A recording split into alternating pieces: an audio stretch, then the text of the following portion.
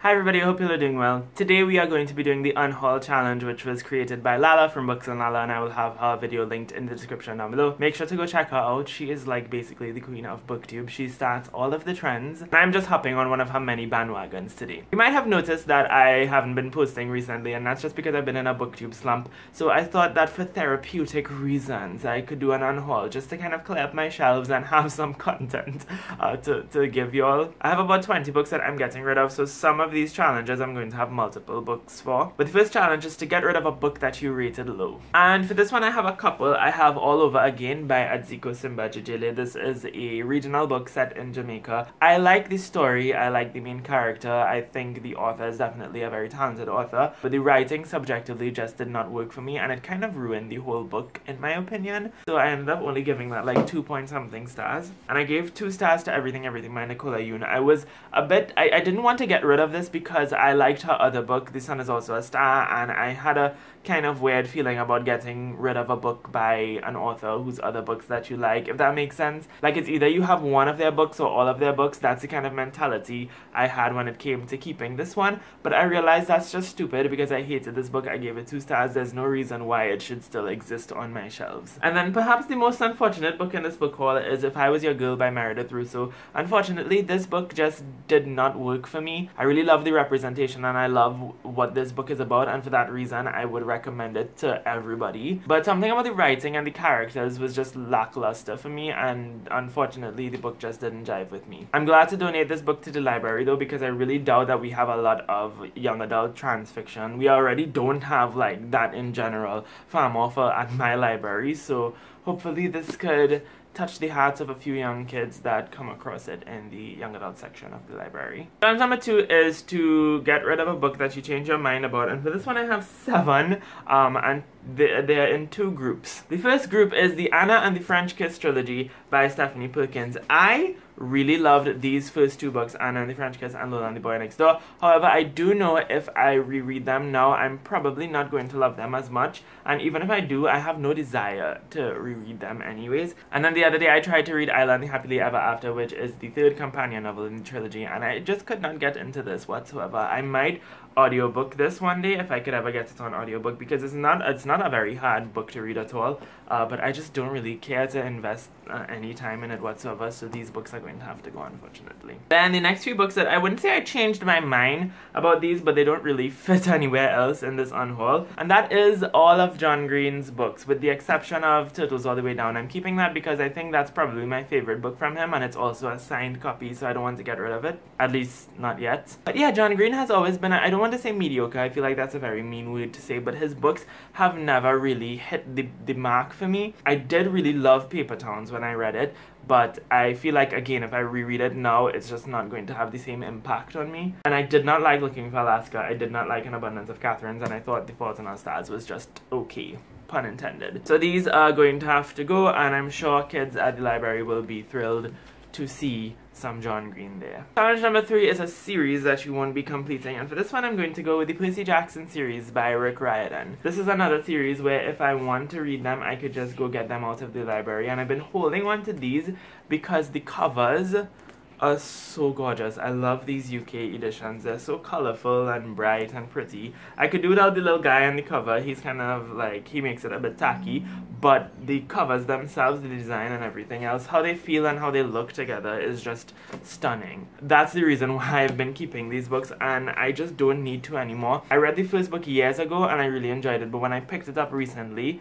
I hated it. So I know that I'm just not going to jive with the rest of the series, because I think I just outgrew this type of I don't know, writing or whatever. So these are going to have to go, unfortunately. It's breaking my heart to get rid of these gorgeous editions, but they're whatever. Next one is a book that you DNF or did not finish. And for this one I'm going to go with Burial Rites by Hannah Kent. I got about 40 pages into this one with a buddy read that I was doing with Adriana, and I honestly could not care less about what was happening. I did find it intriguing, but I just wasn't engaged. I didn't care to know what was going to happen next to any of these characters, which is sad because I really wanted to like this book. I might still hold on to it until I give the audiobook a try, and if I like the audiobook I might keep this, but if not, I'll definitely get rid of it because it's just not a book that I care to read anymore, and I'm like half tempted to just throw it in the pile and get rid of it anyways, but we'll see. I'll hold on to it, I think.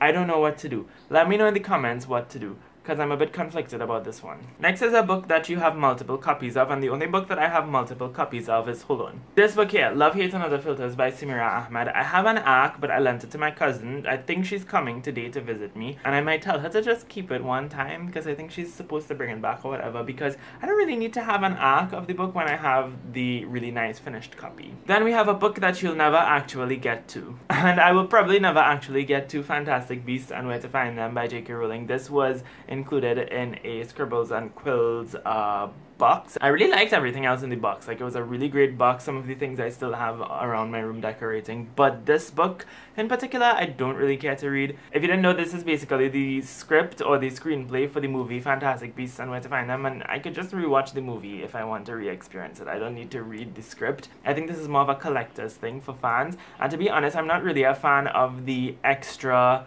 you know, Harry Potter canon stuff that J.K. Rowling is coming out with now. I have mixed feelings about it, and I also am just not here for Johnny Depp being in the rest of the movies, which I think he's going to be. So I don't really care to support this franchise anymore. Then I have a book that you bought because of the hype. I wouldn't necessarily say this book is hyped, but I picked it up around the time that it just came out and everybody was talking about it. But as time went on, a lot of people have been giving it a lot of negative reviews, and that is Your Welcome Universe by Whitney Gardner. This is a book about a deaf girl, and it's apparently very mediocre. And I could kind of attest to that because I did read the first 2 chapters and I was not hooked whatsoever. I found it to be kind of juvenile and the writing to be just...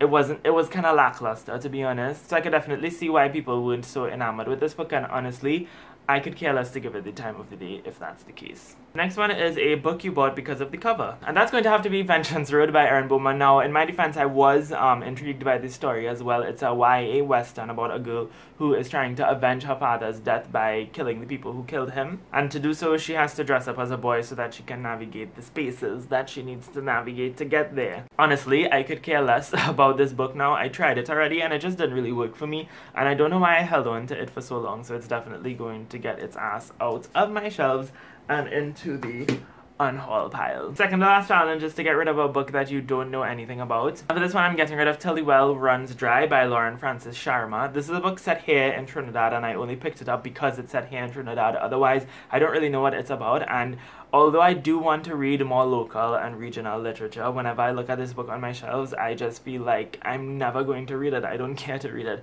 And if I do, I could just borrow it back from the library, and I feel like it would live a better life at the library because more people would read it, more people will appreciate the, you know, local representation or whatever. And then finally, the last challenge is to get rid of a book you didn't buy. A couple of these I didn't buy, but the only other one that remains in that way is My Sunshine Away by M.O. Walsh. This is also a book that I have literally no idea about. It was a gift from my cousins, so I might hold on to it and see if I could trade it, and in that way their money would not waste, because it was so nice of them to actually think of me and buy a book for me. Otherwise though, I'm just not interested in the story or the premise whatsoever. It's just not something that I think I'm going to love. So, and even if I do, you know, sometimes in life you miss out on things that you would have enjoyed otherwise, and this may or may not be that.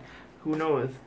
I don't really care. And these are all of the books that I will be most likely getting rid of. In the comments down below, I'd love to know if you have any thoughts on any of these books if you read them. That being said, thank you all so much for watching. I hope you have a lovely, lovely day, and until next time, inshallah, keep reading.